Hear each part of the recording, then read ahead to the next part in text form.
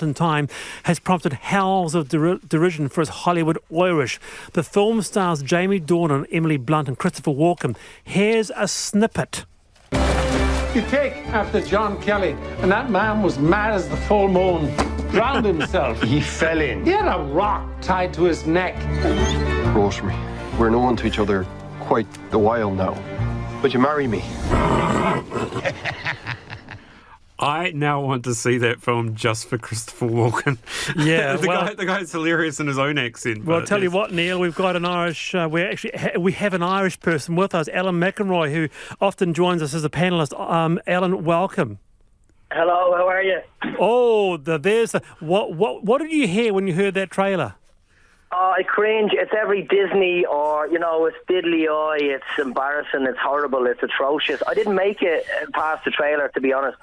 What you played there is further than I got by myself. It is horrible. No, and I know you had it as well with, who was it, Hannibal Lecter butchering the Kiwi accent years ago in The Fastest Indian. It's hard to listen to. And Jamie Dornan, he's from the island of Ireland. Like, he should know better. He should be ashamed, I tell you what, he needs to go back to his red room from 50 Shades of Grey and punish himself. Whip himself to bits until he knows what he's doing and he learns how to do the accent correct. It's embarrassing, that's all. Well, I'm speechless. Neil, you got a question for Alan? Oh, well, I think it's really easy. The Irish accent's the easiest thing in the world to do. All you do is just say something and then go, diddly-dee, potatoes. Did you hear that, Alan? That's racist. Every day of my life I hear that. That's all right. You get used to it now. It's same as the Kiwi one. It's hard to do, so people can't do it. Just don't, What's your theory about... Christopher Walken. Your theory about Irish actors like Liam Neeson having to lose their Irish accent to get work in Hollywood? It's weird, and that shouldn't happen either. But you've seen it with Michael Fassbender when he plays Magneto in X-Men, and he's given a powerful speech at the end. And his Irish accent is so strong that when he gets into the speech, he starts to go back to his Kerry accent. So he goes from sounding like Magneto, a super villain, to sounding like he's given a rallying call to the IRA in the 1920s. If you listen to that, you'll definitely hear it. It's just stick with your own accent. That's all I'll say. Hey, Alan, can people from Ireland, can they locate you with your accent?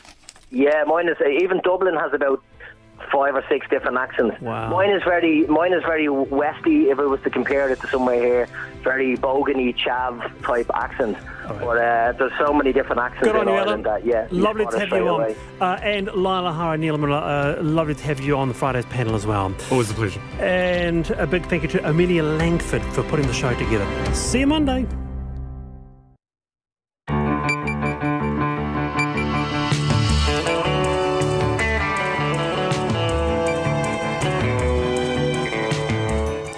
Whakarongo mai koe ki te reo irirangi o Aotearoa. This is Checkpoint on RNZ National. I'm Lisa Owen. Haere aki nei, the Auckland community case is linked to a Defence Force worker infected at MIQ. Just how and when the pair crossed paths is still a mystery. Auckland CBD was a ghost town today, so how well have health authorities handled this latest scare? The Minister moves to make masks on public transport compulsory in the super city and also on planes. Nurses threaten to walk away from MIQ facilities over safety concerns, and disappointment could be on the menu this Christmas as COVID causes freight congestion. And new modelling shows Mount Taranaki eruption could knock out power to the entire region. And 4 years on from the Kaikoura quake, farmers find new ways to work. RNZ News at 5. Kia ora ko Susana Leata at tēnei. Auckland City Centre has been allowed to reopen with no change in alert levels following more details about the mystery case of COVID-19. No new cases of the virus have been discovered in the community. Here's our Deputy Political Editor, Craig McCulloch. Auckland Central is back to business after good news overnight. Genome testing has directly linked the case, a student and shop worker in her 20s, back to a defence worker at the Jet Park Hotel. It's still not clear how or when the virus was transmitted, but the COVID response minister, Chris Hipkins, says the link means it is less likely to have spread widely. This is not the level of risk at this point that would trigger a higher alert level, but we are asking people to take extra precautionary measures. And some of those measures will soon become mandatory. Next week, Aucklanders will have to wear masks on public transport, as well as all flight passengers nationwide. From Parliament, Craig McCulloch. More than 100 homes have been deemed uninhabitable after this week's treacherous Napier floods. The clean-up continues after the heavy rain on Monday caused chaos. Hawke's Bay Civil Defence Manager Ian MacDonald says the numbers of homes with problems keep rising.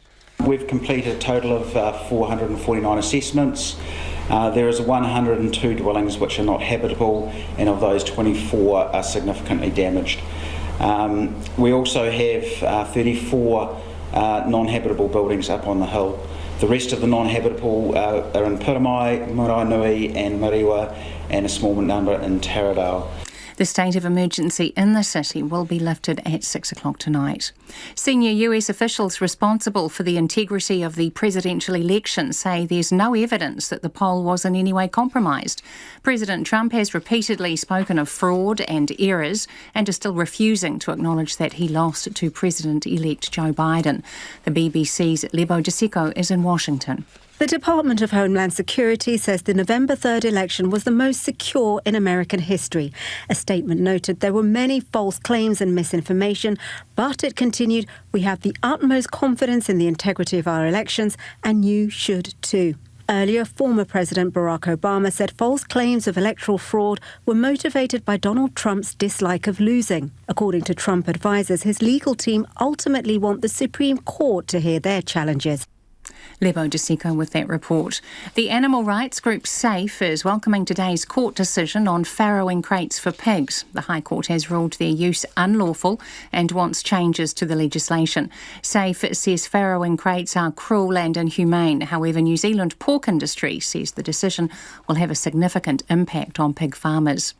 The volcanic alert level on Whakaari White Island has been raised to 2, with small amounts of volcanic ash being detected in the steam and gas plume. GNS Science says volcanologists were able to carry out a gas monitoring and observation flight on Thursday. A darker than usual plume had been seen from the mainland, and observations on the flight confirmed the presence of ash. While gas output is higher, there are no other significant changes. A jury has found a prisoner guilty of sexual assaulting and threatening to kill a younger cellmate. Benjamin Nilesh Gundar has been on trial at the High Court at Wellington. He denied charges of common assault, sexual violence and threatening to kill while at Rimutaka Prison in late 2017 and early 2018. Late this afternoon, the jury returned guilty verdicts to all charges. Justice Clark thanked the jury and then spoke directly to Gundar with this final warning. If you are convicted of any serious violent offence other than murder or manslaughter, then you will be sentenced to a maximum term of imprisonment for that offence. You will serve that sentence without parole or early release unless it would be manifestly unjust to do so. Benjamin Gundar will be sentenced in February. It's 4 minutes past 5. After a fractious few months, New Zealand and Australian rugby officials have resolved to stage a 6-week Trans-Tasman tournament next year following their respective domestic Super Rugby competitions. Sports editor Stephen Hewson has more. The Trans-Tasman tournament will feature 5 teams from each country, with the Western Force the big winners. The Perth-based franchise has effectively been resurrected as a result of the COVID-19 pandemic. Featuring 26 games over 6 weeks, the tournament will kick off on May 14th with a final on June 19th. After months of negotiations, each New Zealand team will play every Australian side in 25 crossover games before the championship decider. All teams will play 2 home games and 2 away games, as well as a super round where all matches will be played at the one location over the one weekend. The final will be played between the top 2 placed teams, with the top ranked side hosting the decider. This is Stephen Hewson. England golfer Paul Casey is the clubhouse leader at 7 under par during the first round of the Masters in Georgia. Casey carded a bogey-free 65 at Augusta, with half the field unable to complete their rounds after an electrical storm saw play suspended for 3 hours. Defending champion Tiger Woods is 3 shots off the lead, tied for 5th, while pre-tournament favourite Bryson DeChambeau is 5 shots behind Casey at 2 under par. Scotland have qualified for next year's European Football Championships after beating Serbia 5-4 on penalties. The Scots haven't played at a major championship since the 1998 World Cup. Meanwhile, England's beaten Ireland for the first time in 35 years, winning a 3-0 friendly at Wembley. That's the news. Tomorrow morning, the British-born Nigerian who joined a white nationalist skinhead gang. Iranian-born Golriz Ghahraman, the first refugee to become a New Zealand MP. Marlon Williams has a new album out soon, and we'll hear about New Guinea's singing dogs and intersexual pigs. I'm Kim Hill. Join me tomorrow morning from 8 on RNZ National. Now the short forecast from Met Service to midnight tomorrow. Northland, Auckland, Coromandel Peninsula and Bay of Plenty. Fine spells, isolated showers about Northland. In the west from Waikato to Wellington, also central high country. Cloudy morning and evening, otherwise fine spells. Gisborne, Hawke's Bay and Wairarapa, fine weather. Marlborough and Nelson remain in cloud, about Nelson clearing and becoming fine everywhere. For Bulla, Westland and Fiordland, mostly cloudy with patchy drizzle, but some fine spells. Rain developing in Fiordland and southern Westland late tomorrow. For Canterbury, Otago and Southland, fine today, cloud increasing tomorrow. Rain developing about coastal Southland and Clutha by late evening. And Chatham Islands, fine spells increasing this evening. RNZ National at 7 minutes past 5. Thanks, Susanna, and welcome to Checkpoint. I'm Lisa Owen. Aucklanders can breathe a sigh of relief, for now at least, after genome testing overnight revealed a direct link between an Auckland student with COVID-19 and a Defence Force worker at the Jet Park Quarantine Hotel. It means the country will remain in level 1 and Aucklanders can now return to the city. Residents were left rattled yesterday after an AUT student in her 20s who lives and works in the central city became infected. But the Ministry of Health says the fact the current cases are connected is positive news. It does mean a renewed push for mask wearing, with Cabinet to consider on Monday whether to make it mandatory on all public transport in Auckland and on all domestic flights around the country. Here's our political editor, Jane Patterson. Auckland poised to reopen after central city workers were told to stay home. The COVID recovery minister says they can now return, but there are a few extra requests. Events can take place, but we are asking that people act with caution as we continue to assess the risk of potential spread of any of the current cases. The woman at the centre of the latest community case became symptomatic on Monday and was tested late on Tuesday.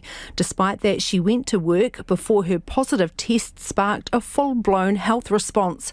Chris Hipkins says the good news is no new community cases have been reported. More importantly, the new case has now been directly genomically linked to the recent case of a defence worker from the Jet Park who spent some time in locations close to where this new case worked.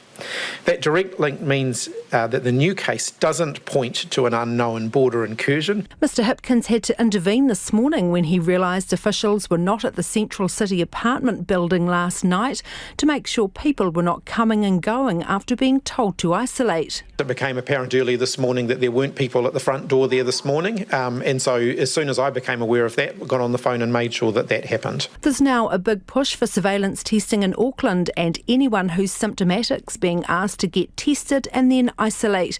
Public Health Director Dr Carolyn McElnay had a specific request for people who visited the same places as the recent case to get tested, even if there are no symptoms. The Mitzi Bar on the 5th of November, Red Pig Restaurant on the 7th of November, Sunnytime China Taste Restaurant on the 9th of November, Auckland City Doctors on the 10th of November, and the AUT Student Hub on the 10th of November. While New Zealand remains at level 1, Mr Hipkins says he'll take a new proposal to Cabinet on Monday. To make mask use on public transport within the Auckland region mandatory on an ongoing basis. This will include the wearing of masks on all passenger aircraft that travel domestically within New Zealand. The same may also be on the way for the rest of the country, particularly those areas with managed isolation facilities and international airports. Auckland at this point, but we will be looking at other areas and whether or not we differentiate other parts of the country as well. In Auckland and elsewhere, people are being asked to be diligent and scan in wherever they go. But Mr Hipkins is signalling that too could become compulsory. That may include making it mandatory for people to scan into businesses or events in certain circumstances. For example, at large gatherings or at hospitality venues where social distancing isn't possible. I will take further advice to that on that to Cabinet in due course. One of the more controversial elements in this latest case was whether the retail worker was persuaded to come into work by her manager after calling in to tell them that she had symptoms and was waiting for a test result. Today, lawyers' letters from the same firm denying that was the case, and that included statements from the store's owners and the woman herself.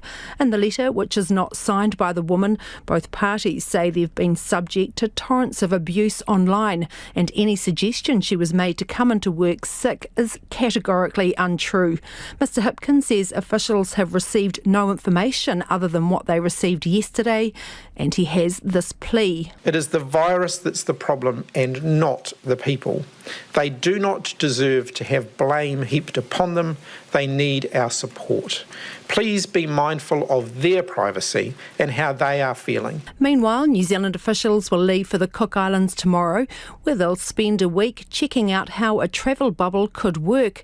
They'll come back and spend 2 weeks in isolation while working on their report back for Cabinet. From Parliament for Checkpoint, Jane Patterson. Professor Sean Hendy is a physics professor at the University of Auckland and a COVID modeller, and he joins me now. Sean, this proof now that these two cases have the same genomic sequencing, why is that important? Yeah, that tells us that we're dealing with probably a very direct link between that MIQ breach, via the Defence Force worker, and this case, and that tells us we're not looking at the same situation as we were in August, where we basically picked up that August outbreak probably 2 to 3 weeks into that outbreak, whereas here we're looking at a transmission that probably took place sometime last week. And so that's telling us that there are probably not a large number of other cases out there, and that's good news. Can we be certain that the person that's been called Case A, who is the defence worker from MIQ, is the person that gave it to Case D, the retail assistant and student, or could there be someone in between these guys? Look, it's possible, but the most likely scenario is that it is probably that case that passed it on to the student, and we can make educated guesses at that by the timing of symptoms when symptom onset occurred, and that tells us something about when the person was likely to have caught the virus. So it's possible, but unlikely that there was an intermediary. Health officials have told us today that the working hypothesis is that the two cases were in the same geographic area at a similar time. When you hear that, it seems pretty slim. So does that leave us still wide open to some risk because we don't know the point of contact? Yeah, look, I mean, I don't think we can say that there's no risk at this stage. It's just that, we're not looking at that August scenario, which is really, it's kind of our worst case scenario. So there certainly still is risk. People need to remain alert, particularly over the weekend and the coming week. And again, I think what's going to keep us safe over this next period of time is mask use, using our apps, and making sure we get a test. I mean, I'd like to see those testing rates jump up over the next few days. Anyone that thinks they might have come into close contact with one of these cases, or anyone that's developed symptoms, should be trying to get a test in the next little while. Sean, do you have an idea in your head what the sweet spot is in terms of test numbers when we're faced with a scenario like this? Oh, look, we want to get those numbers right up. I mean, in August, that was absolutely incredible. We were processing many tens of thousands of tests a day. In summer conditions, we probably don't need to test as extensively, and that's simply because the virus is easier to detect in summer when we have less flu and colds around. So there's less of those other diseases that will mask it. So if you do have the symptoms, it's more likely to be COVID. And so let's get those testing rates up above 10,000 over the weekend. I think that would be great. But we probably don't need to hit those same heights that we did back in August. At the moment, health officials have given us around about 9 venues that this woman went to, the latest case. But the case she's linked to was in the CBD some days before the rundown of movements we've been given. So what's the vital information we're missing? Yeah, so I guess, somehow during that period when that first case was in CBD Auckland, there must have been a casual contact. I mean, well, at least that's the guess, that there was some sort of casual contact. I mean, people who know downtown Auckland, High Street, the bar, that the restaurant that the Defence Force worker is just off High Street. So actually, these places are very proximate, and so that there is a chance of a casual contact when neither party may have known that they were in contact, and that does mean that other people need to be, even if you weren't in those specific locations, if you have been in downtown Auckland, that still means you need to be vigilant as well. So we are being asked in Auckland to wear masks on public transport, and the Minister for COVID response is saying on planes as well, and he's going to go to Cabinet on Monday and ask for that to be mandatory. Does that go far enough? I think that's probably a good move now. I mean, I would have liked to have seen that done, coming out of August. That was something I thought, it is inconvenient, it's not necessarily pleasant, but compared to going into lockdown again, compared to what we've had to deal with over the last day, many of us working from home, university exams disrupted, I think that's a small price to pay. So I think that's a good move. If we put that together with increased app use and keeping those testing rates up, then I think that's a good set of responses for the next few days. So while we're doing that now and the Minister is doing that now, he's a bit late to the party, is he? I think so. This is something, that those of us involved in the response, we've all been very careful. We've been wearing our masks because we're aware of those risks, and it would have been good to have seen this brought in earlier. Sean, the sun is shining outside if you've been out in Auckland today, and summer is, upon us. People are mixing and mingling. Are we going to be able to relax at all this summer? Yeah, good question. I mean, summer does come with some advantages. We do know that the virus survives better in winter conditions, so that should mean that that over the summer period the virus is less infectious, and that will help us deal with these occasional breaches at the border. Doesn't mean we can go to sleep. There's certainly parts of the world that have had significant outbreaks outside winter months, and people remember that Florida in the US was hit quite hard during its summer, so we can't completely relax. Really, I mean, life going back to normal, that's going to take this vaccine. There is some good news on the horizon from a number of different candidate vaccines, but that's not going to be a silver bullet. It's going to take time to deploy, and we're going to have to get pretty good coverage across the population before we can really relax. So some good news with summer approaching, but certainly we need to keep our vigilance up over the next few months. Sean, we're almost out of time, but very quickly, do you think we're out of the woods in terms of this case right now? Look, there's still the possibility of downstream cases or secondary cases from this person. It would not surprise me if we saw some of those. So we're not completely out of the woods yet. We do need to keep those testing rates up, locate those cases if they're out there, and make sure that they're in isolation and not out spreading the virus further. But it's not the worst case scenario. Thank you for being with us this evening. That is Professor Sean Hendy there.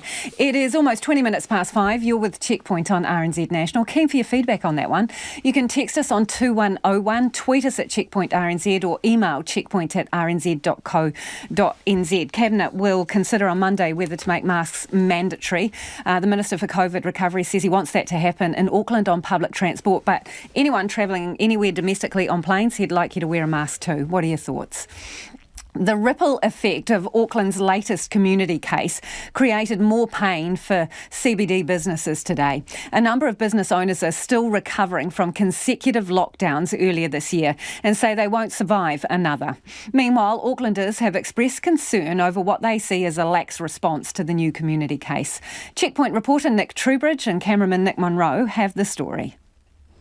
This is the result of one new community COVID-19 case in Auckland. A city brought to a standstill with CBD workers told to stay away after revelations yesterday's new case visited a number of restaurants and shops before testing positive. The small number of business owners who were trading today tell us they simply can't survive many more days like this. Christmas is coming, but the thing is, there's no people in town. The cost is still going on us, so we really worry about it. But are Aucklanders and health authorities taking this latest COVID scare seriously? Checkpoint spoke to Ben Handy, who works on High Street, not far from the infected woman's workplace. He's at the pop-up High Street testing station awaiting a swab after eating at a restaurant visited by Auckland's latest case.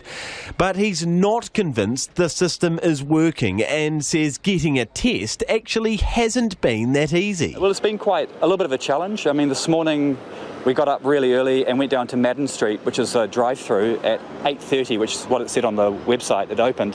Not a sausage. No one there, no signage. I think there were 3 people mulling around, but and then we thought, I know this place is here because my office is just up there at on High Street, and this is the only place I could possibly find that would actually have a physical representation of a testing site. So yeah, it was challenging. His concerns were echoed by another man who stopped to talk to us on Queen Street. He's visiting Auckland and is staying near 106 Vincent Street, where yesterday's positive case lives.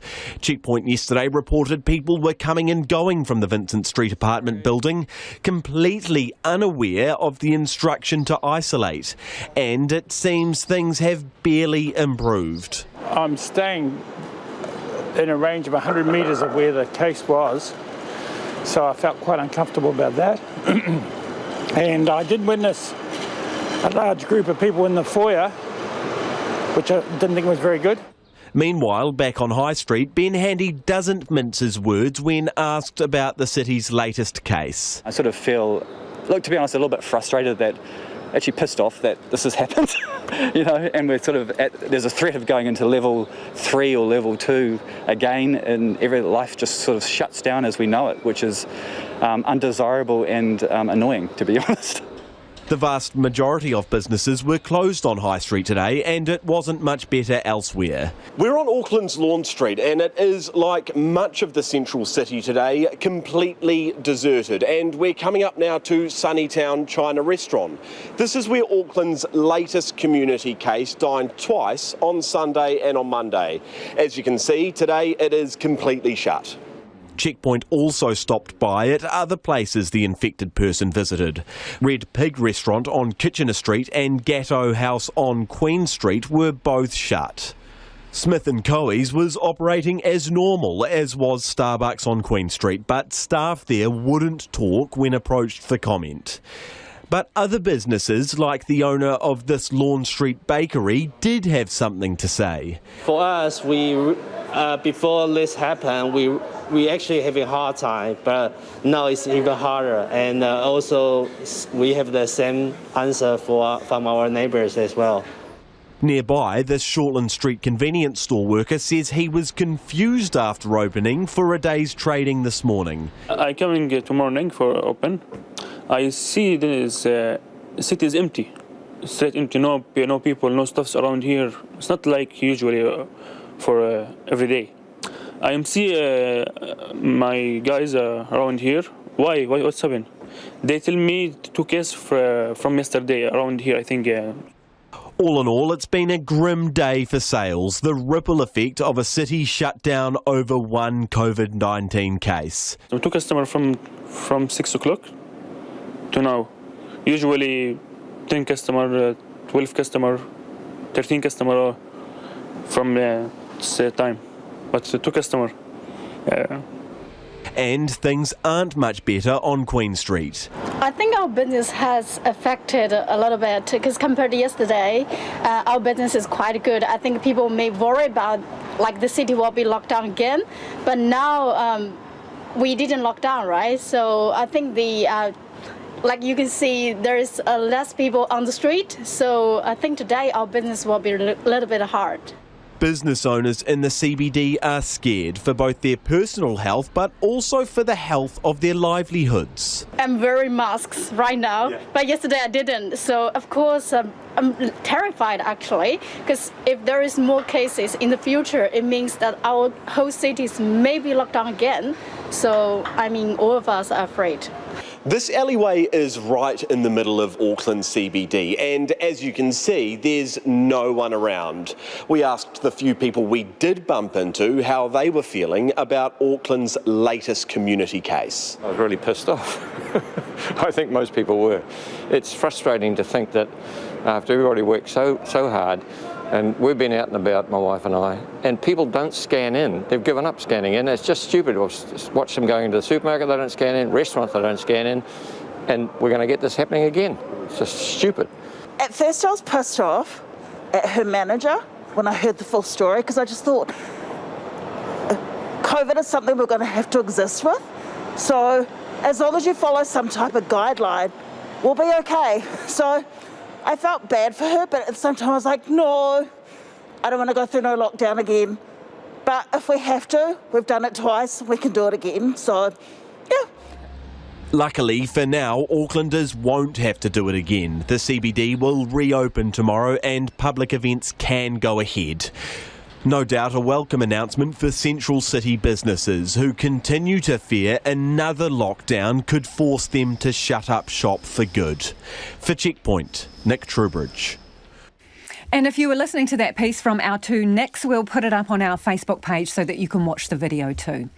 Nurses working in managed isolation and quarantine are considering walking off the job if they can't get better specialised masks to wear when dealing with potentially infectious returnees.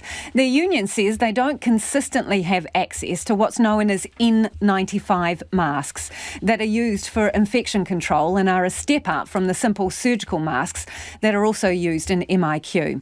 The Nurses Organisation says the coronavirus is highly contagious, an airborne pathogen that's a serious health risk, with 2 nurses and a Defence Force worker already infected through their work in managed isolation. Well, joining me now from the Nurses Organisation is Glenda Alexander. Glenda, what is the main concern here?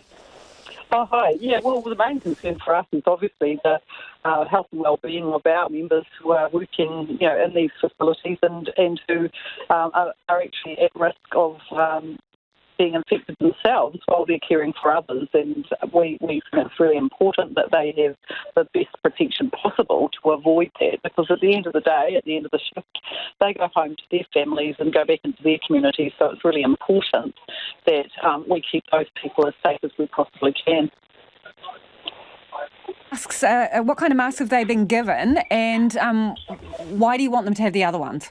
Well, basically, the issue is it's inconsistent. There is, in some facilities, there's access only to the surgical masks, which we're sort of way past that point with given the patients or the guests, whatever we're calling them, who they're caring for. So they need to be, at least as a minimum, the N95 masks, and they also need to be, we need to ensure that they've been properly fitted, so that prevents any infection by this airborne transmission, because that's quite a significant risk for our members. Glenda, can we just be clear on this? When a nurse is doing a COVID test, a nasal test, are they sometimes only wearing a surgical mask? Well, as far as we understand, in some places, yes, that's correct, and that's what we're saying should not be at this point of the journey on this COVID virus they should be doing when they're doing that first-hand frontline interaction with a patient. Glenda, your phone is just cutting in and out a little bit, so I might just get you to stay put if you could. But how many nurses are actually in the MIQ facilities? I don't have that figure with me, but I mean it's a significant number because the facilities are also growing. You know, there are a great number, like for instance in Auckland there's over 18 facilities, and so there are nurses rostered round the clock in those. If you don't get what you want, what are you advising? That they stop doing particular procedures or stop working there altogether? Well, you know, we're looking and exploring what we can do under the Health and Safety at Work Act. So if this was a factory or something where there was a guard missing off a piece of equipment that people had to use, and to use that would put them at risk, then they would be able to refuse to do that work until it was addressed. So it's a similar situation. We believe these marks are the safety equipment that not being provided and in place for these workers to have safety in the work they have to do means that they can refuse to do that. Now, does that mean walking off the job, or does it mean refusing to do interactions where they're in close proximity and put themselves at risk to being infected? How serious are you about this? I mean, what conversations have you had with the ministry, and at what point do you make the decision to take that action? Well, we've been in lots of conversations, and we keep getting told there's more conversations to be had, and people are trying to figure this out and get the right things to the right place. But it's just taking too long, and meanwhile we've got people every hour of the day potentially at risk, and so it can't go on. So we want some urgent action. We've tried to do it through the positive channels of interaction with people, and we're just not making any traction. So our members are really anxious and are now at the point where they would like to see some kind of action happen through other levers, if you like, to address the situation. So what's your deadline? When are you going to make your move? Well, we think we will need to make our move within the next few days. Appreciate your time this evening. That is Glenda Alexander from the Nurses Organisation.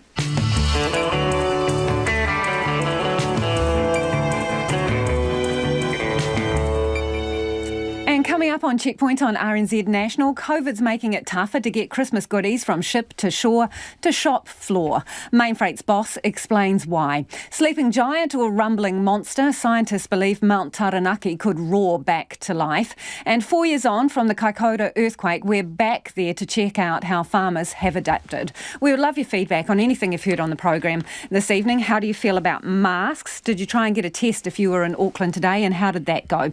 Text us on 2101, tweet us at Checkpoint RNZ, or send us an email. The address is checkpoint@rnz.co.nz. Time for the headlines now with Susanna.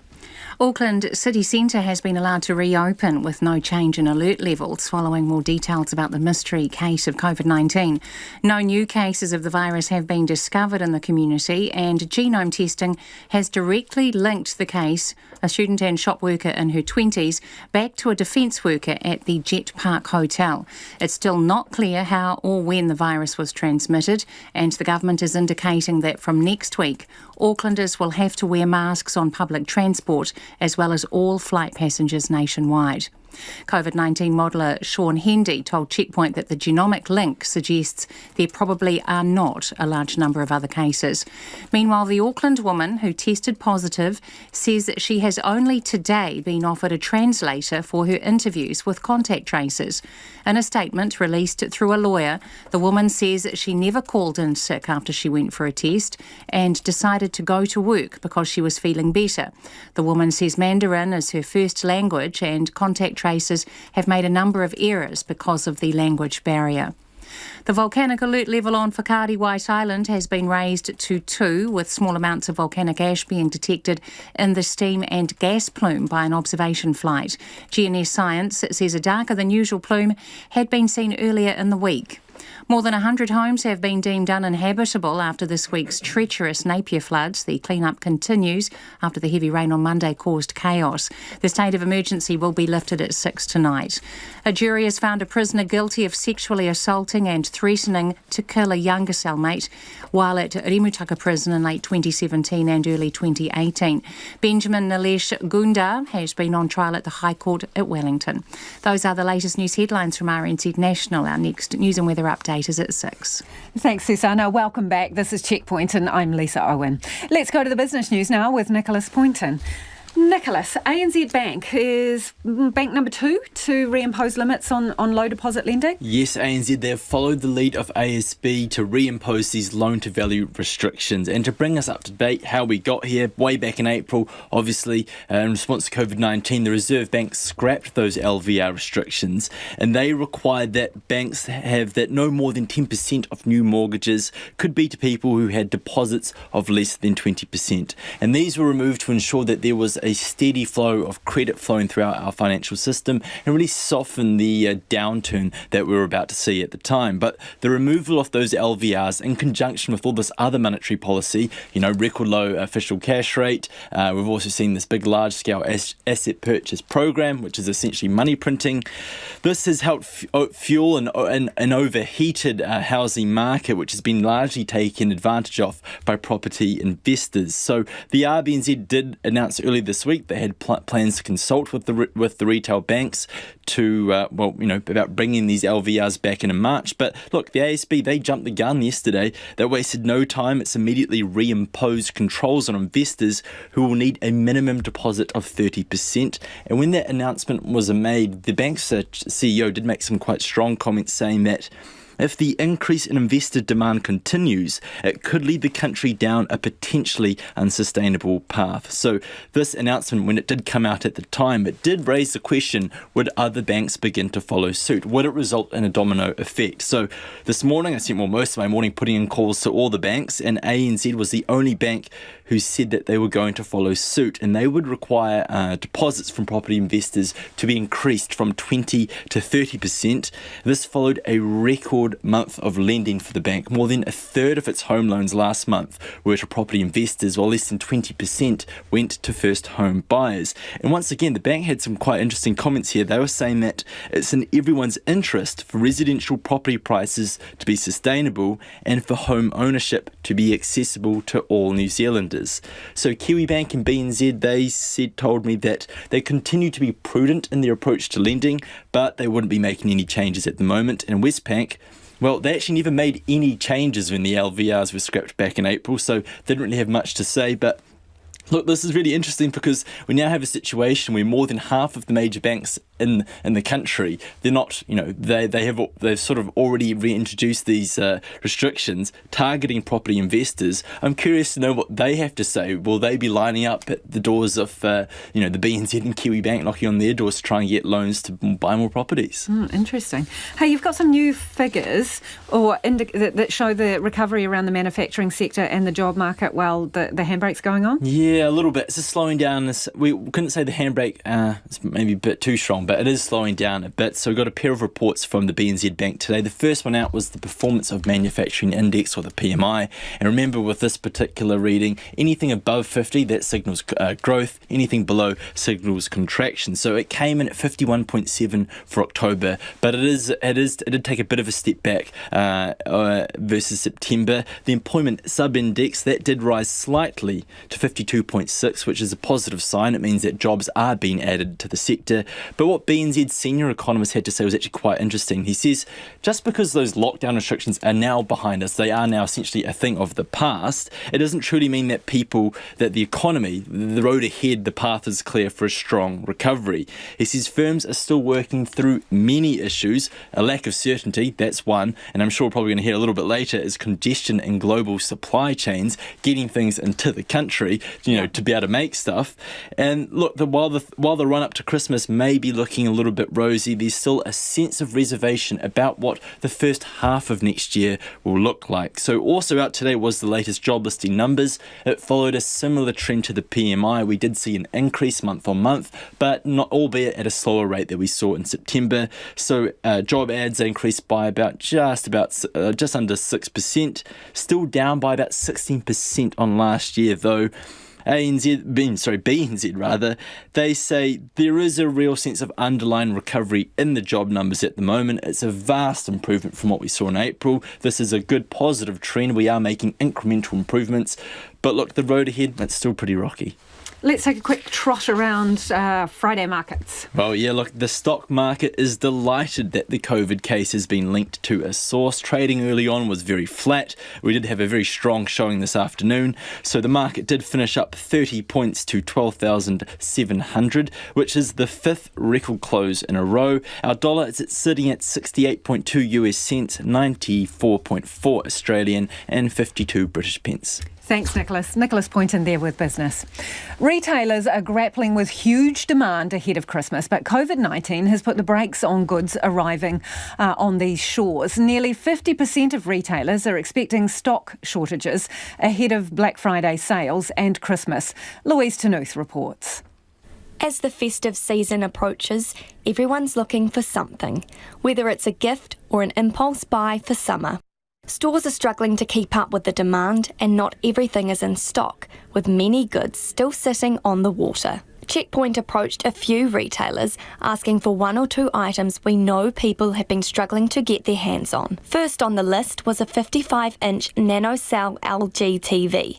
We tried Harvey Norman with no luck. Currently we don't have any of them in stock right now. To be honest with you, LG is really hard to get hold onto them right now. There's only limited stock comes in every month. And a lot of that new stock is already pre-sold, with no guarantee on how many models there will be to go round, even if you put your name and a deposit down. Noel Leeming gave a bit more hope. Some available like in Tauranga, Taupo and Rotorua, but there's none in Auckland. There is no ETA here, but it'll most likely arrive between either end of this month or beginning of December.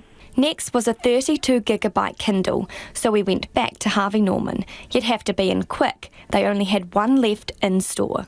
Some were available online at Noel Leeming, but not in store.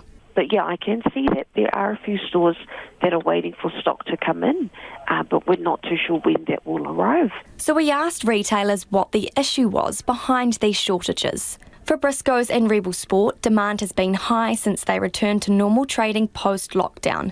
But owner Rob Duke says that pace isn't matched in shipping times. Stock requirements have been high. Shipping's been just a little slow. Just getting into port, getting port space issues in some countries, actually getting container cargo onto boats. Many times they're getting bumped and we're missing boats, and so they'll be a week or two or 3 or 4 late.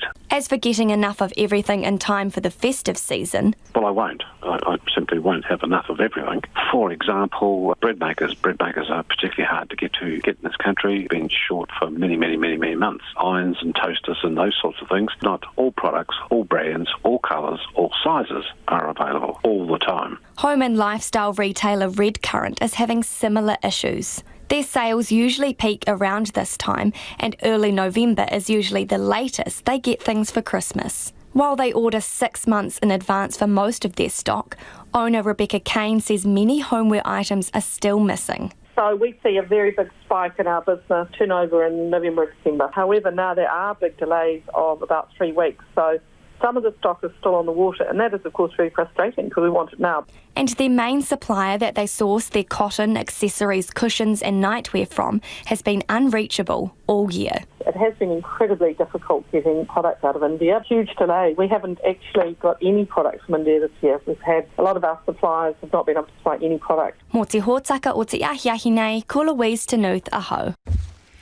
And Don Braid is the Managing Director of Mainfreight. He explains the difficulties of getting goods from ship to shore to shop floor right now. The domestic freight network is finite.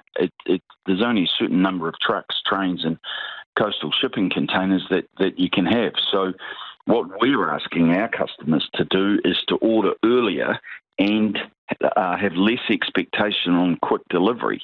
So be prepared, think about it, and allow for a longer transit time. By adopting those approaches, we might take that congestion out of the domestic supply chain. Can you give me an example? What kind of time frame would you expect a container to arrive from China before COVID versus now? I don't think there's an issue about the actual transit time of the vessel. So 15 to 20 days from China to New Zealand. The issue is once that ship arrives here, and as long as it hasn't had to go over Australia or wait for a shipping slot or a wharf slot in Australia, if it's come directly to here, the actual transit time will be about the same time. The problem is how long it has to wait in the stream outside either the port of Auckland or the port of Tauranga to be worked, and that sometimes can be out to 8 to 10 days. And then once the vessel is worked, if it's actually, say it's worked in Tauranga, then you've got a delay of, at the moment, between 7 and 10 days for that container to be railed from Tauranga to Auckland if it's an Auckland importer. If it's a Tauranga importer, it can be taken off the wharf, worked, and then distributed throughout the country. And those are some of the things that we're trying to do for customers is negate that movement from Tauranga to Auckland. If it's Auckland bound and it finally gets a slot on the port of Auckland, you've got that wait time of 8 to 10 days.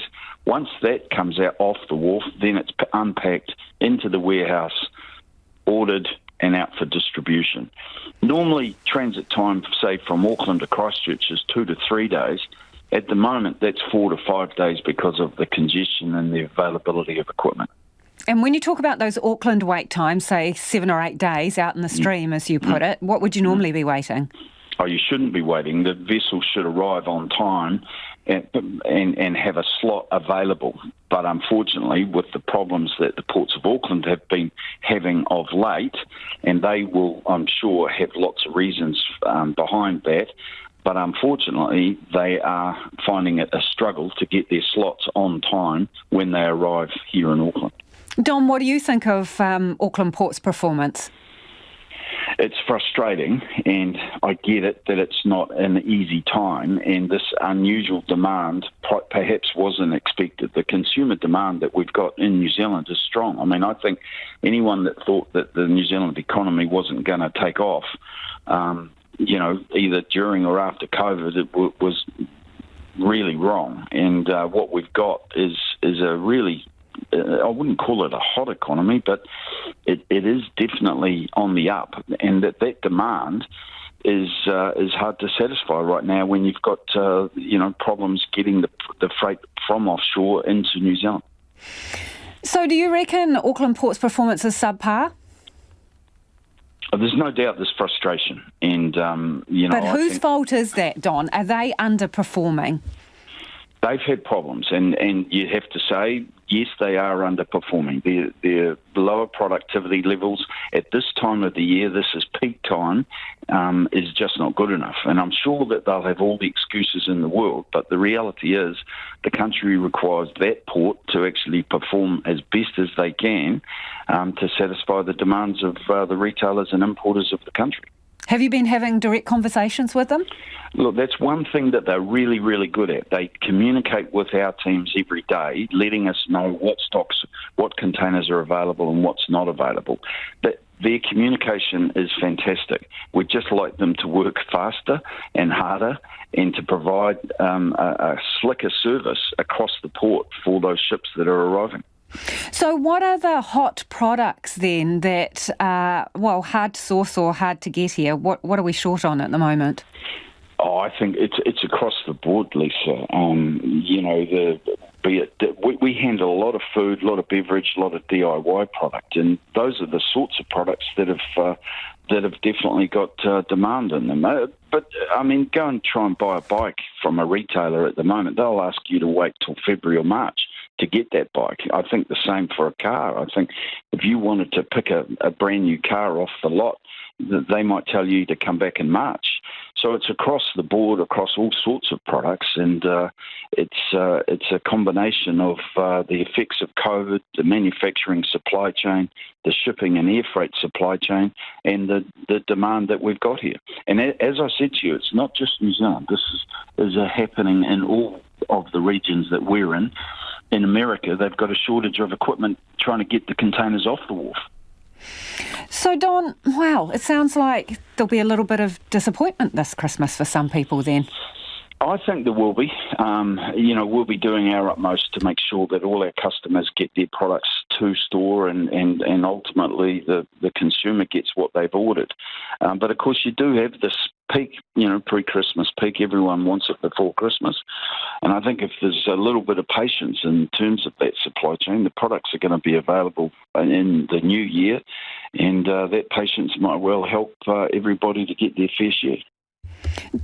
Using your best crystal ball, how long are you expecting this demand to be around at this kind of level? I think there's no doubt that pre-Christmas, it's been jammed into a smaller, shorter period.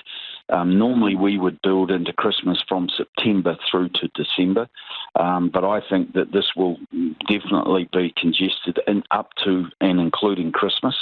After that, I think there's still likely to be a good economy. Consumer demand seems to be there for the new year. But it just won't be as congested and it won't be as urgent. So should we hold off doing our Christmas shopping until the end of the first 3 months of next year? I don't think you should hold off. I think you should try and get what you want. And I think the other thing that's occurring, one of the trends that we're seeing is that there's more local product being bought versus imported product, and that's got to be good for the New Zealand economy and good for New Zealand companies. No, have that demand. We need you to have some demand, and so do those retailers. It just might not be the exact product that you wanted. Don Braid from Main Freight there, and Checkpoint has approached Ports of Auckland for a response to the issues raised in that interview, but we haven't yet heard back from them. It is almost 9 minutes to 6. I'm Lisa Owen and you're with Checkpoint on RNZ National. Let us know your thoughts on anything you've heard on the programme this evening. You can text us 2101, tweet us at Checkpoint RNZ, or send us an email, checkpoint@rnz.co.nz. Contrary to popular opinion, Mount Taranaki is neither extinct nor dormant, but an active volcano with a 50% chance of erupting within the next 50 years. New modellings revealed a significant eruption could knock out power to the entire region and send volcanic mud flows to the coastline. Our Taranaki Wanganui reporter Robin Martin has more. It's believed Maunga Taranaki last erupted more than 200 years ago, and the next time it erupts, it could be severe. Given the last eruption was, we think, back in the 1700s, about 1760-ish, we think, it possibly means that there's been recharge of that magma chamber and that the next eruption is going to be a little bit bigger, on the bigger side of what Taranaki can produce. That's Professor in Disaster Risk and Resilience at the University of Canterbury, Tom Wilson. He's worked alongside PhD student Alana Weir to examine the risks posed to the region as part of a transitioning Taranaki to a volcanic future study. It's focused on disruption to the economy, infrastructure and the road to recovery after an eruption. Professor Wilson admits the combination of a large ash cloud and damp conditions keeps him awake at night. He says Taranaki's prevailing westerly winds means this spells trouble for the region's single connection to the national power grid at Stratford. If it's sort of misty rain or sort of damp, it can wet that ash and then it becomes extremely electrically conductive. And what that can lead to is a great big short circuit, or it's called a flashover, where the insulators are contaminated and they lose their ability to insulate or reduce their ability. And so it could disrupt electricity supply for Taranaki. Professor Wilson says there's no workaround if the Stratford grid exit point fails, and other lifeline infrastructure would soon begin to fall over without power. The regional manager of Taranaki Civil Defence and Emergency Management, Craig Campbell-Smart, says there's a good understanding of the immediate threats to life during an eruption, and the study has brought into focus secondary hazards. He's also worried about electricity supply. And that's the key lifeline asset for us that could be taken out by an accumulation of ashfall.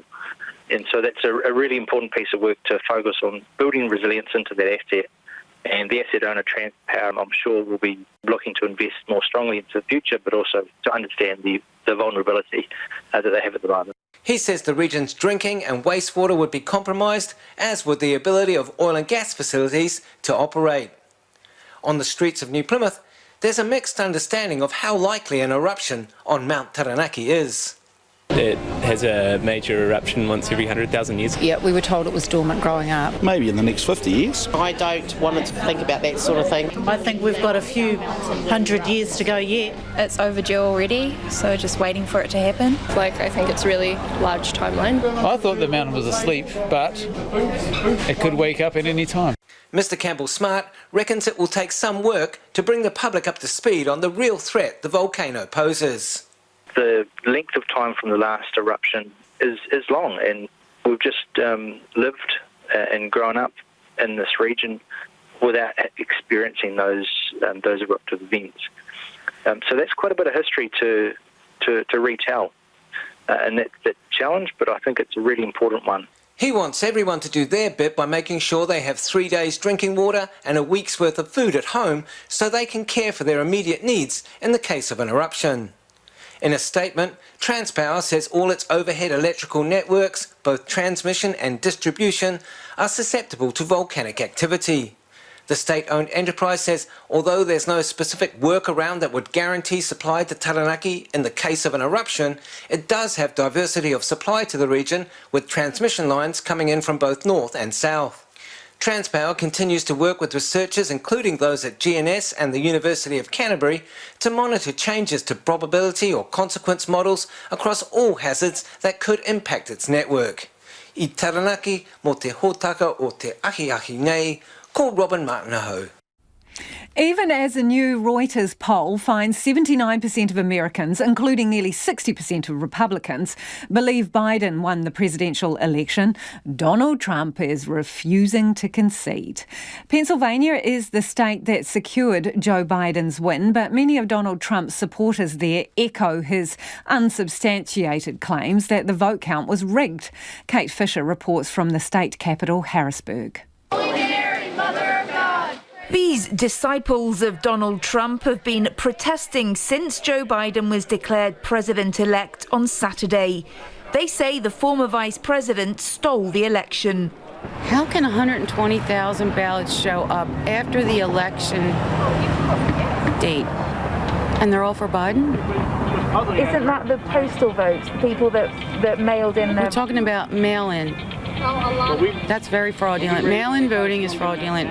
Donald Trump fights for us, so the least I can do is be down here for him. There are, 20,000, 140,000, ballots that are coming in, and they're all for Joe Biden. It seems very suspect to me. I don't see how Trump can draw 20,000 people to his rallies and hold 6 a day in states across our nation, and Joe Biden sit in his house and have him win. Though passionate, these protesters are small in number. Joe Biden currently leads in Pennsylvania by more than 53,000 votes. There are many Republicans who don't share the conviction that the results are wrong. One of them is lifelong Republican Dave Kitzinger, who voted for Joe Biden. Well, they're convinced of it because he's told them that that's the case, not because there's any evidence. There are a certain amount of Trump voters, the crazies that you see, and I'm going to call them that. That's probably not very nice, but the ones that you see at the protests, but, that's not 70 million people. That's the number of Americans who voted for Donald Trump.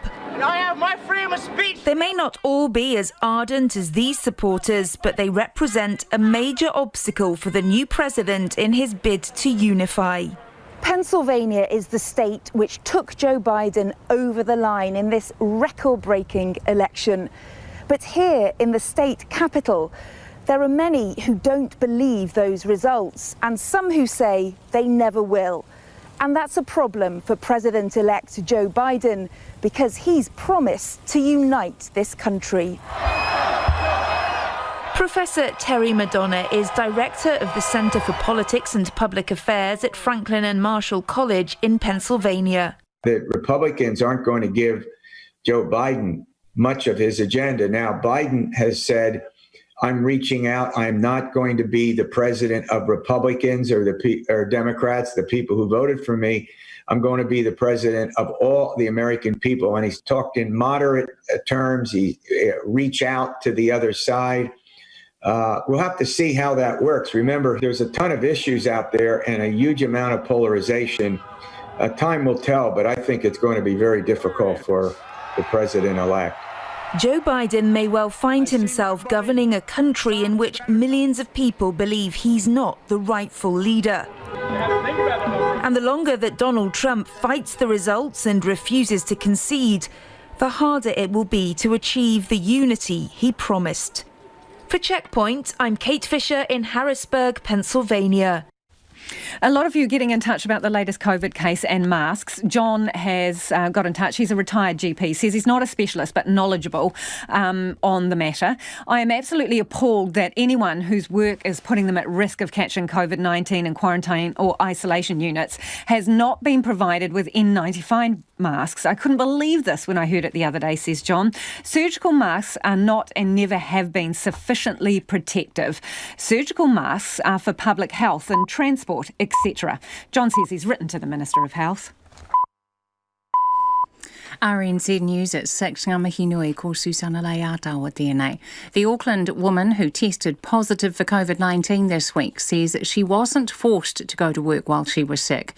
In a statement sent through a lawyer, the woman, who's in her 20s, says she went to work on Wednesday because she felt better and she wore a mask to be safe. Sarah Robson reports. Yesterday, the Ministry of Health said the woman, who works at A to Z Collections, had called in sick after getting a test. The ministry said even though she was still waiting for her test result, her employer had told her to come in anyway and wear a mask. But the woman says she never asked to take a day off. She says she went to work because she no longer had a sore throat and she didn't think there was any chance she had COVID-19. The owners of the store released a statement through the same lawyer saying they have received a torrent of abuse online. Ko Sarah Robson, aho.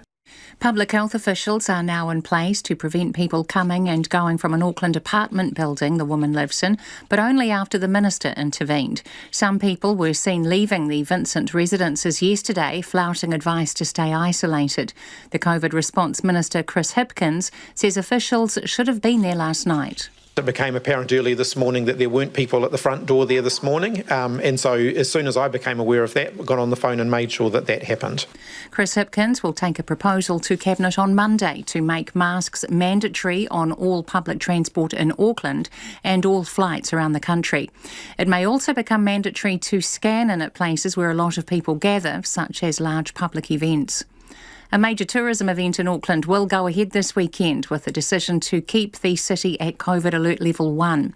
The Discover Auckland Travel Expo features the Diwali Festival, the Chocolate and Coffee Show, the City of Auckland Rally and Battle of Jack's Ridge, Dumplings on Dominion, the Women's Rugby Triple Header, Big Boys Toys and the Aotearoa Music Awards.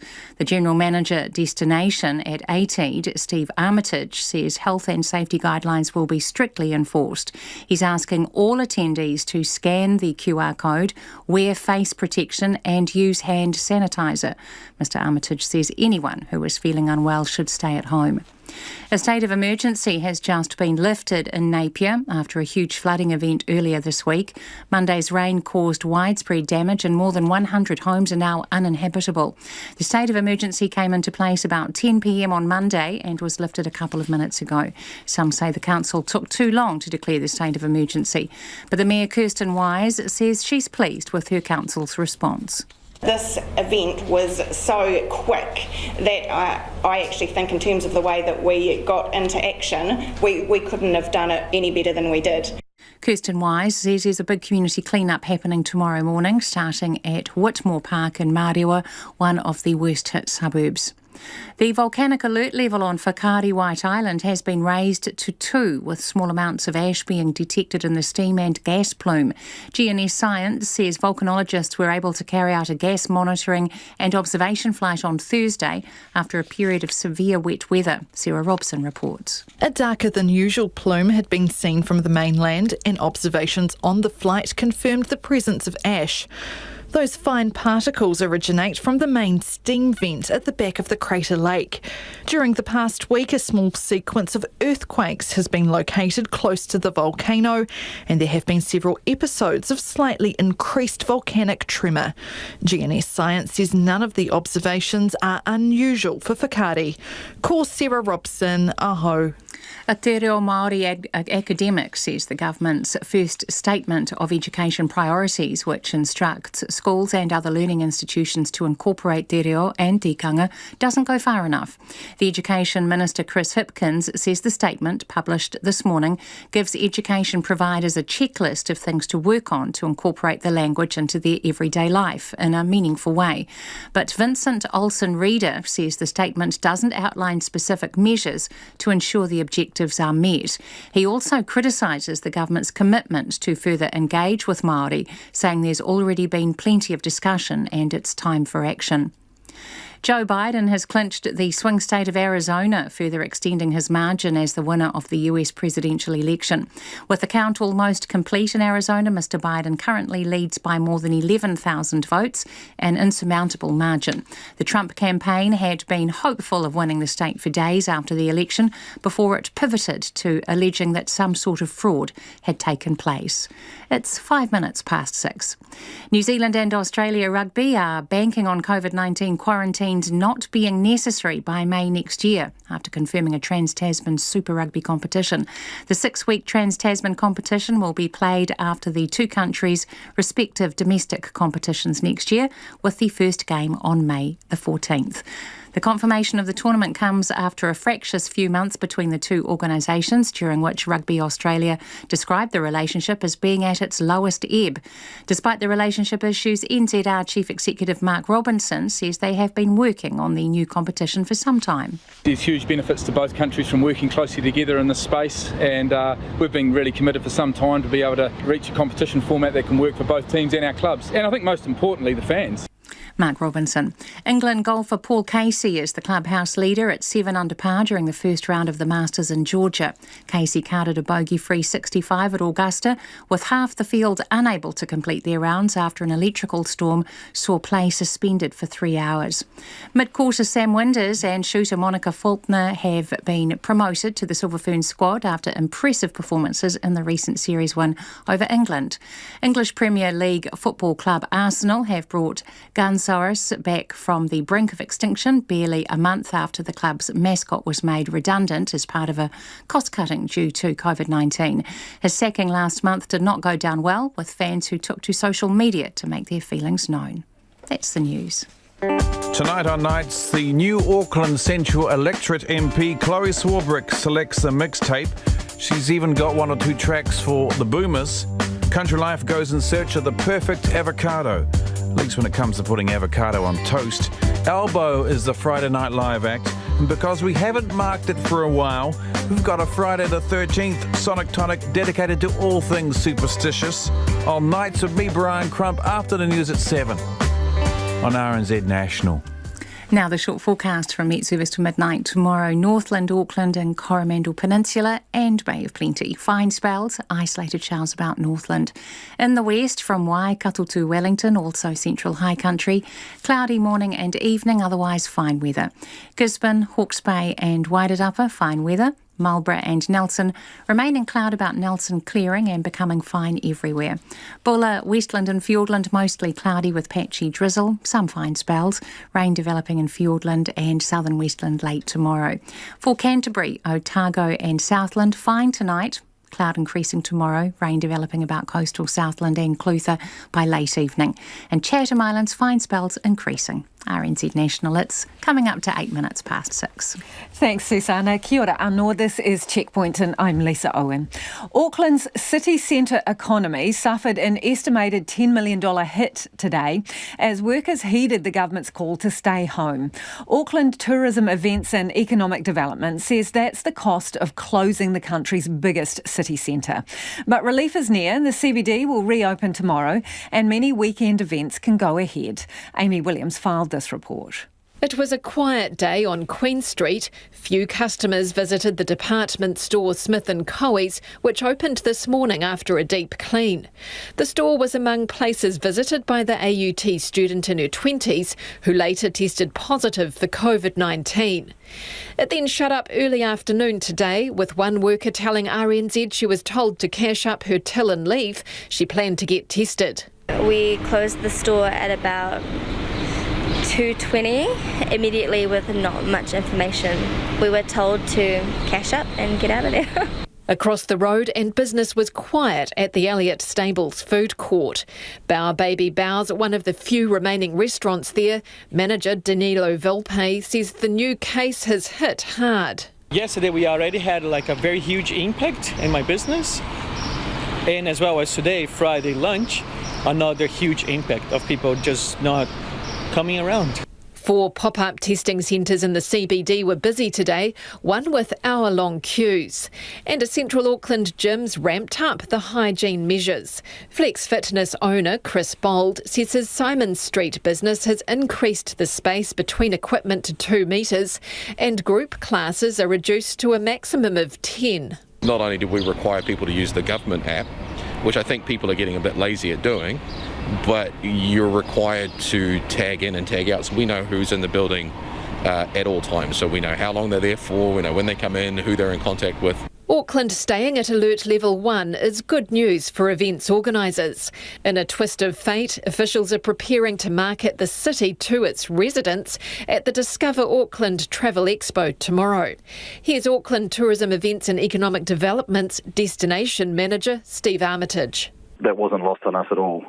Clearly the summer period is a huge one for us in terms of how we can shore up support for the visitor economy, those tourism operators on the periphery of the region who've struggled over the course of the last 8 to 9 months.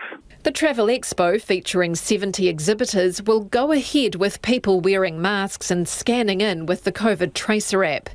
Waiheki's EcoZip Adventures manager Gavin Oliver is among those exhibiting. I'm really relieved. This is a great opportunity for Aucklanders to get out and engage with some tourism businesses who have been doing it quite tough over the last few months.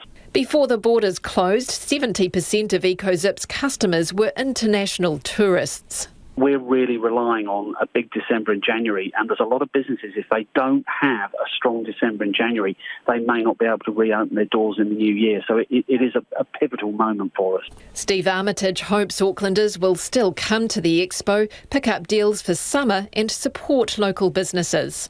The appetite is there and people are keen to get back out and about. I do think there may be a slight impact. There'll be some people who are a little bit more circumspect about being back in large crowds and certainly coming back into the city centre. As the city looks forward to a weekend of events at Alert Level 1, health authorities have a message for those heading out and about. Keep up the contact tracing and wear a mask. For Checkpoint, Amy Williams. A state of emergency has been lifted in the flood-ravaged city of Napier. Monday's downpour has caused huge damage throughout the city, with just over 100 homes now deemed uninhabitable. This weekend, it's all about the clean-up. Our Hawke's Bay reporter Tom Kitchen has more. Basking in the sun-soaked streets of Napier today, it's hard to believe a series of major downpours caused chaos only on Monday. But Henry Hill School Principal Jason Williams will never forget. He came out of a 2-hour meeting after school to find the water was up to his knees. The board chairperson and myself jumped in her car, drove around the corner and our car stopped. And the water was coming up so fast and we were actually floating in the road that if we didn't get out of the car right then and there, we were breaking the windows and jumping out of the windows to get out. It was that kind of intense. So we both walked to the end of the street and went our separate ways and said we'd text each other if our phones worked when we got back home. And then it was, I've literally got a brisk 5-minute walk home. It felt like about a 3-hour trek. Water was up to my waist. As every car floated past or came past, waves were splashing me in the face. It was pretty intense. It's like stuff you see on TV and movies, on the news. Until yesterday afternoon, he thought the school would be closed for the rest of the year, but it's all set for reopening on Monday. We have half the school, so we'll use that half, and we're going to be squashed and crammed in, but we need the kids back here. Today there were dozens of people helping Henry Hill School staff and students clean up the damage. the flood had ripped their classrooms apart, making them unrecognisable. At a media conference this afternoon, Hawke's Bay Civil Defence Manager Ian McDonald said the number of damaged buildings kept rising. We've completed a total of 449 assessments. There is 102 dwellings which are not habitable, and of those 24 are significantly damaged. We also have 34 non-habitable buildings up on the hill. The rest of the non-habitable are in Piramai, Maraenui and Mariwa, and a small number in Taravale. A makeshift depot set up at Green Meadows East Community Hall is now packed with donations from the likes of supermarkets, food producers and schools. The chairman of Te Whanganui Roto, Hori Rete, says mana whenua are working with Civil Defence, the City Council and the Ministry for Social Development to prioritise those in need, with the first deliveries of food rolling out this afternoon. So we'll be delivering the food to the homes and one that's caused accessibility as well for these families that are struggling at this time. So the last thing that they need is to worry about having to go out of their way to come and grab something that is a necessity to them at this time. Napier's Mayor Kirsten Wise says applications for the Mayoral Relief Fund will likely open next week. The fund is for essential items of daily life, such as food, clothing and other personal items, not covered by insurance or other funds. She thanked residents in her city for banding together in the wake of the flood and hopes they're ready for a big community clean-up tomorrow. I'm incredibly proud of all of our community. There's been so many offers of help from all over the city, and I think you'll see that tomorrow will be pretty amazing, and just everybody pulling together and supporting those who have really been impacted by this. It makes me very proud to be the Mayor of the city, that's for sure. Emergency Management Minister Kiritapu Allen returned to Napier this afternoon and will be in the city tomorrow to pitch in with a clean-up. I ahurere mo te hōtaka o te ahiahi nei, ko Tom Kitchener. It is almost 16 minutes past 6. You're with Checkpoint on RNZ National. Tomorrow will mark 4 years since a huge 7.8 magnitude earthquake rocked North Canterbury. As well as severely damaging homes and roads, it left some hill country farms in the area with up to 40% of their land unusable. 4 years on, sheep and beef farmers are finding new ways to work. Rural reporter Maya Burry and cameraman Nate McKinnon have the story. At 2 minutes past midnight on November 14th, 2016, a massive quake struck North Canterbury. 4 years on, time has helped heal the land on Henry and Olivia Pinckney's sheep and beef farm near Waio, but evidence of the event is still clearly visible. Cracks cut into paddocks and big slips stick out like scabs on the hillsides. Mr Pinckney says the quake changed the landscape significantly. Yeah, it was pretty bewildering, just trying to take stock and just to drive around in shock, I suppose. Yeah, it was just trying to fathom it all. It was everything was a bit different and there was obviously a lot of work in front of us. Over the last 4 years, the Pinckneys have been busy fixing fences, tracks and planting natives to stabilise the land. They're also part of a post-quake farming group made up of industry representatives, local council and experts, which was set up to help farmers explore what future long-term uses the land might have. Probably made us realise that it's not always going to be plain sailing, so we might have to get ourselves in a better position. And we see that all the time. With COVID this year, there's always something that's going to create challenges, and so just trying to look long term, I suppose. Mr Pinckney says as part of diversifying the farm business, they've been looking at forestry and sheep milking. He's starting to build up his flock of dairy sheep and sees big potential in the industry. It's got a huge opportunity in reducing the nutrient footprint on a lot of intensive farms, which is quite promising these days, and slightly lower greenhouse gas footprint. And it allows us to hopefully market a product based around the credentials of the land and target the high and premium end of product and actually get some recognition for the way in which we farm. About an hour east is Tim and Sue Anderson's Conway Flat Farm. Mr Anderson says while they got off much lighter than others, the event served as a reminder about how vulnerable farming communities are to all the elements. It changed all our lives, yeah. We were probably one of the more fortunate ones. We didn't lose a house, we lost a few other things. and our landscape changed. Major slips and cracks in the landscape, and earth tracks closing and dams forming in creeks. But there was some horrendous damage in North Canterbury. Mr Anderson says the support that emerged post-quake has helped advance a massive project to place 200 hectares of regenerating bush on their land into a covenant, requiring 6 kilometres of deer fencing. Oh, it's a big milestone. It's probably the single biggest thing I've done in my 55 years farming in one go. But, we've been lucky to have support, and I'm lucky my family got behind me. Post-quake farming project manager Michael Bennett says agri-tourism and horticulture were also options being explored by some properties. A new report by Plant and Food Research has identified some areas have the right conditions for growing apples and grapes. He says the initiative has kick-started a lot of good thinking amongst farmers. I mean, time will tell, right? But the reality is, I think what we've shown in this project is that there's a lot of scope in the land resource in the hill and high country in New Zealand, and not so long ago it was just considered to be a grazing unit. And I think now people are realising it's a lot more than just a grazing unit. There's all kinds of stuff you can potentially do. Michael Bennett hopes this will help make farms in the area stronger and more resilient to future challenges. For Checkpoint, Maya Burry. And if you were listening to that story, we'll put the video from Maya and Nate's piece up online so you can see just how the land has changed since that earthquake. A jury has found a prisoner guilty of sexually assaulting and threatening to kill a younger cellmate. Benjamin Neelish Gundar has been on trial at the High Court in Wellington. Jonathan Mitchell has been covering the trial, and a warning, parts of his report may be distressing for some people. Benjamin Gundar steadfastly denied charges of common assault, sexual violence and threatening to kill while at Hermitaka Prison in late 2017 and 2018. The jury of 4 women and 8 men heard various accounts of what occurred in those few months, including from prisoners behind the wire.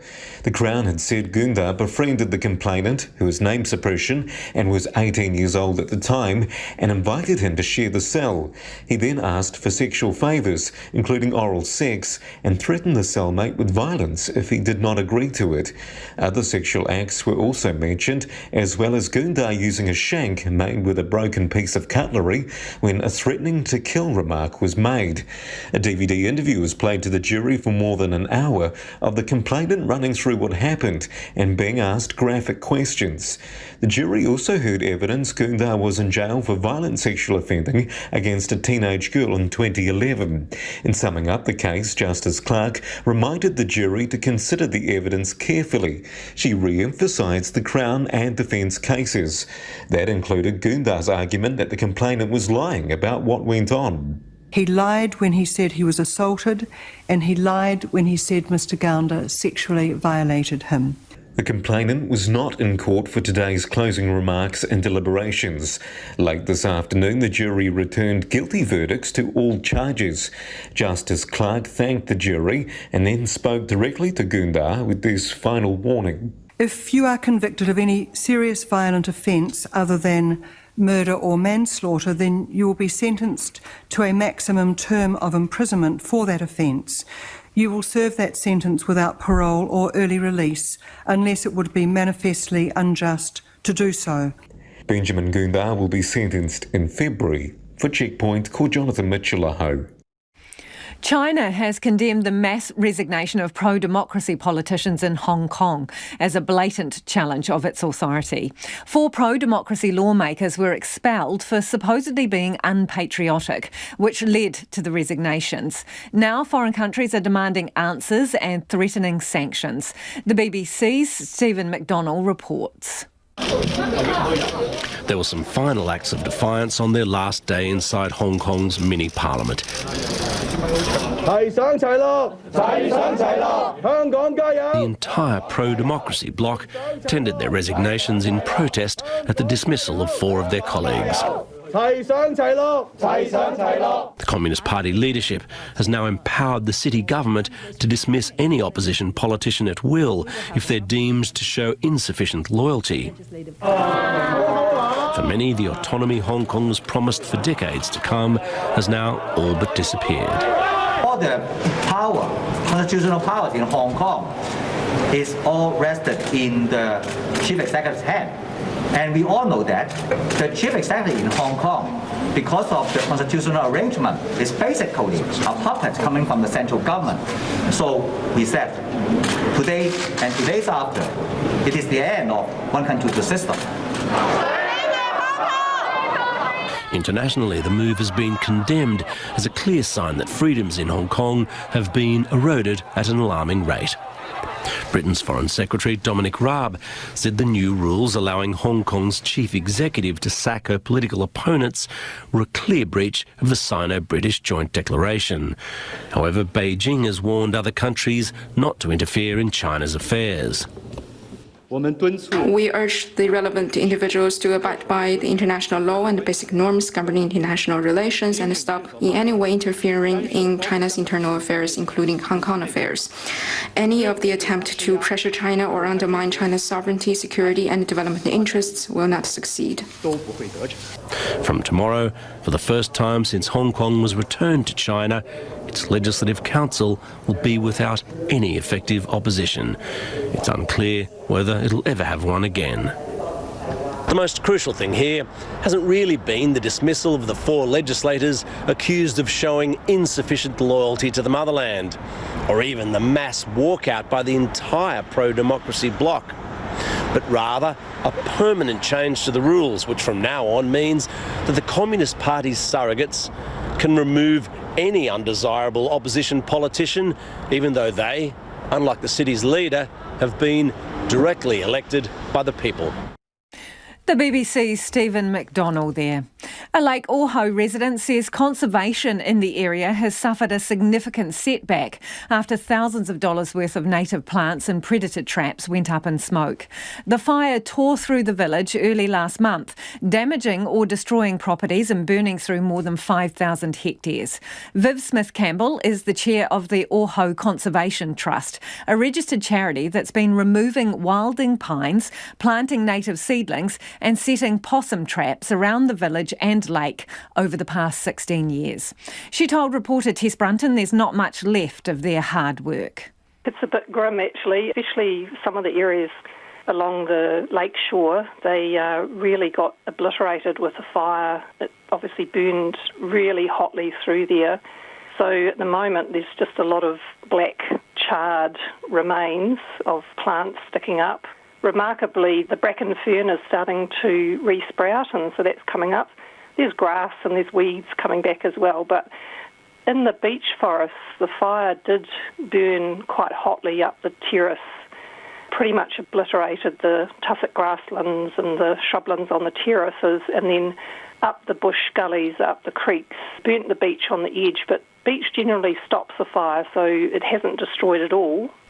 And you also had seedlings and predator traps that have been lost. Can you talk me through what happened? Every autumn, which is the best planting time down here, we run planting sessions with volunteers. So we had a lot of plantings along from the village, up the road and along the lake edge. We've recently put beech trees in across the road from the village. And about 10 years ago, volunteers put in about 2,000 seedlings. It was a huge job. Plants are gone, rabbit protectors are still there, so we can pop a plant back in there most probably and help that to revegetate.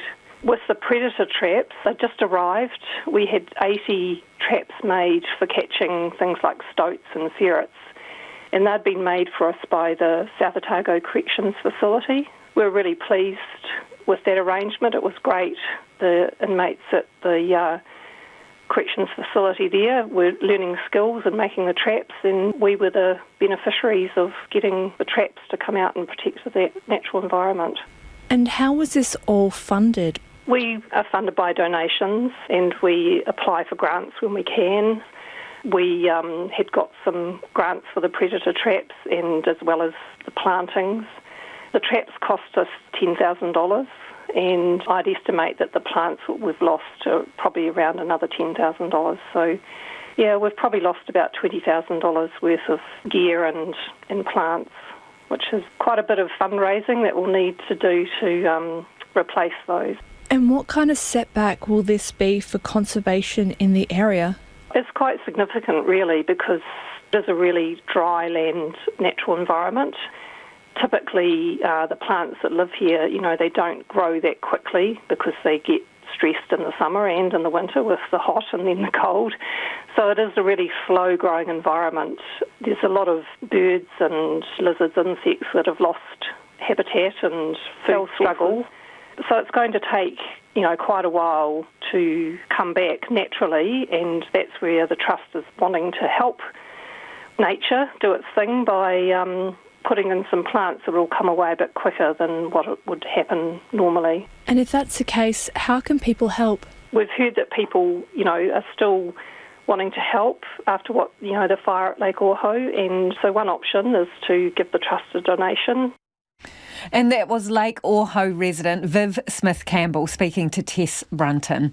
A lot of you getting in touch about masks. This listener says fully support making masks mandatory as outlined and use of COVID apps, sooner the better, all over the country.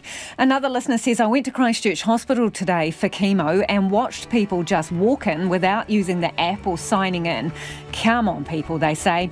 Helen's just back from the supermarket. One other person wearing a mask as well as me. She says during COVID level 3, everyone except the shelf stackers wore masks. And Anne says, I hope masks remain compulsory on flights right through the Christmas New Year holiday period.